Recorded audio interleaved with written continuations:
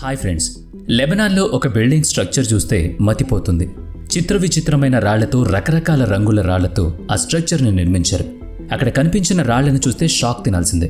ఎందుకంటే ఆ రాయి బరువు 3000 చేపలు ఉన్నంత సైజులో ఉంటుంది. విచిత్రం ఏంటంటే ఇంత పెద్ద బరువు ఉన్న రాయిని తయారు చేయడమే కాదు, ఎన్నో కిలోమీటర్ల నుంచి ఇక్కడికి తీసుకొచ్చారు. ఇదంతా నిన్న మొన్న జరిగింది అనుకునేరు. అస్సలు కాదు, కొన్ని వేల సంవత్సరాల క్రితం దీన్ని నిర్మించారు. కానీ ఇప్పటి వరకు ఆ రాళ్లు చెక్కు చెదరకుండా ఉన్నాయి. అంతేకాకుండా ఈ జమానాలో కూడా అవి చాలా స్ట్రాంగ్గా ఉన్నాయి.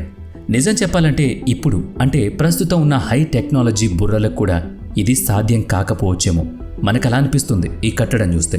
అందుకే ఈ రాళ్లపై పరిశోధనలు చేసేందుకు జర్మన్ ఆర్కియాలజిస్టులు కష్టపడుతున్నారు.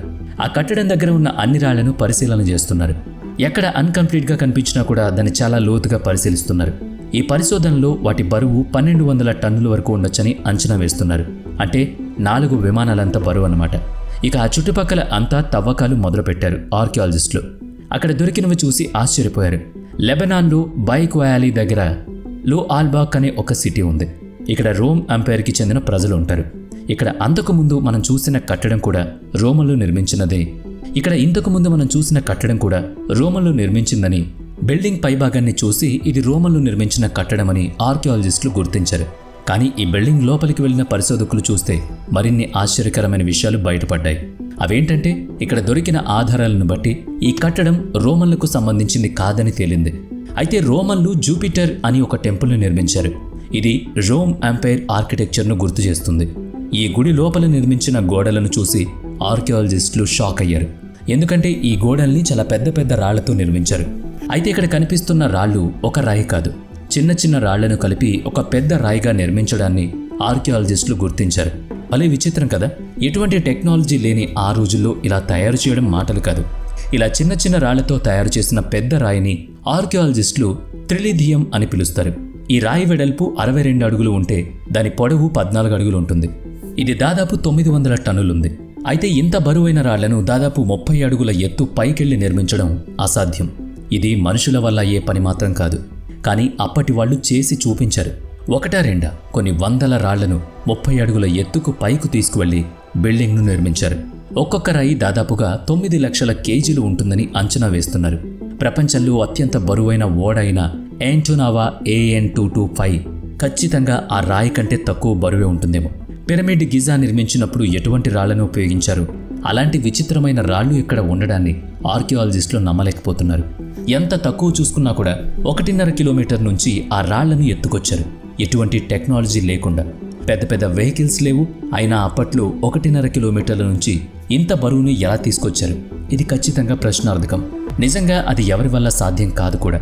రోమన్లకు సంబంధించిన ఈ స్ట్రక్చర్ చూసిన మనకు అదే అర్థమవుతుంది. ఇంత తెలివిగా ఇంత కష్టమైన పనులు వాళ్ళు ఎలా చేశారు? అయితే ఇక్కడ ఒక ఇంట్రెస్టింగ్ విషయం ఉంది. ఈ బిల్డింగ్ల నిర్మాణాల ద్వారా వాళ్ళు ప్రపంచానికి ఏదో ఒకటి తెలియజేయాలనుకున్నారు. నిజంగా అదే చేశారు. అయితే దానికి కాస్త వ్యతిరేకత వచ్చినా పాసిబుల్ అవ్వడం నిజంగా గ్రేట్. మొత్తంగా చెప్పాలంటే ఈ కట్టడాలు దాదాపుగా 12,000 సంవత్సరాల నాటివని ఆర్కియాలజిస్టులు తేల్చారు. అంటే రోమన్ ఎంపైర్లు రాకముందు. నిజంగా ఈ కట్టడాలను చూస్తే మోడర్న్ డేస్లో కట్టిన నిర్మాణాల కంటే చాలా గొప్పగా ఉన్నాయి. అయితే వీటిని వీళ్ళు ఎలా నిర్మించారు, ఎలా ఇక్కడకు తీసుకొచ్చారు అనేది ఎవ్వరికీ అర్థం కాని ప్రశ్న. జూపిటర్ టెంపుల్లో తూర్పు వైపు కనిపించే రాళ్లు ఒక్కొక్కటి 800 టన్నులుంటాయి. ఇలాంటివెన్నో రాళ్లు ఇక్కడ మనకు దర్శనమిస్తాయి. ఈ రాళ్లపైన ఉండే ఉపరితలంపై ఒక వింతను గుర్తించారు ఆర్కియాలజిస్టులు. ఇప్పటి మోడర్న్ జనరేషన్లో రాళ్లను కట్ చేయాలన్నా, అతికించాలన్నా ఎన్నో రకాల మెషిన్లు వాడుతున్నాం. ఇలాంటి మెషిన్ల ముద్రలు ఆ రాళ్ల ఉపరితలంపై కనిపించడంతో ఇప్పుడు శాస్త్రవేత్తలు కూడా కంగుతున్నారు. వేల సంవత్సరాల నుంచి ఆ రాళ్లు ఇక్కడే ఉన్నాయి.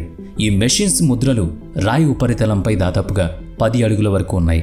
ఇంకొక విచిత్రం ఏంటంటే ఒక రాయికి మరొక రాయికి పైన ముద్రలు చాలా డిఫరెంట్గా కనిపిస్తున్నాయి. పురాతన కాలంలో వాడిన టూల్స్ని ఆర్కియాలజిస్టులు డీకోడ్ చేయలేకపోయారు. కానీ వీటితో ఆ ముద్రలు ఎక్కడా మ్యాచ్ కాలేదు. అసలు చరిత్రలోనే ఆ ముద్రగల టూల్స్ లేవని స్పష్టమైంది. అయితే అచ్చం ఇలాంటి ముద్రలే చైనాలోని యాంగ్షాన్ క్వారీలో ఆర్కియాలజిస్టులు గుర్తించారు. ఇక్కడ 16,000 టన్నులుండే రాయి బయటపడింది. ఈ రాయిపై కూడా సేమ్ టు సేమ్ అవే ముద్రలున్నాయి. ఆ తర్వాత అచ్చం ఇలాంటి ముద్రను పెట్రా నిర్మాణాలపై కూడా ఆర్కియాలజిస్టులు కనిపెట్టారు. కొండలను తీర్చిదిద్ది ఒక నగరాన్ని ఇక్కడ నిర్మించారు. అప్పట్లో ఇది చాలా ఫేమస్. కంపేర్ చేసి చూస్తే ఈ డిజైన్లు ఇప్పటి మోడర్న్ డిజైన్లు మనం చూడొచ్చు. ఇప్పుడైతే కొత్త టెక్నాలజీని ఉపయోగించి రాళ్లను కట్ చేస్తున్నారు, కానీ అప్పుడు ఇది ఎలా సాధ్యమైంది? ఇంకొక విచిత్రం ఏంటంటే ఈ రాళ్లకు పేర్లు కూడా ఉన్నాయి. ఇక వీటి వివరాలు కొంచెం డీటెయిల్డ్గా చెప్పాలంటే వాటి పొడవు 68 అడుగులు, వెడల్పు 14 అడుగులు, మరో 14 అడుగులు లావు. మొత్తంగా ఒక్కొక్క రాయి దాదాపుగా 1200 అడుగుల బరువు ఉంటుంది. స్విట్జర్లాండ్లోని జంగ్ ఫ్రా పార్క్లో ఇలాంటి ఒక స్టోన్ను డిస్ప్లేలో పెట్టారు. దీన్ని ప్రెగ్నెంట్ ఉమెన్ స్టోన్గా పిలుస్తారు, ఎందుకంటే ఇది ఇన్కంప్లీట్ స్టోన్.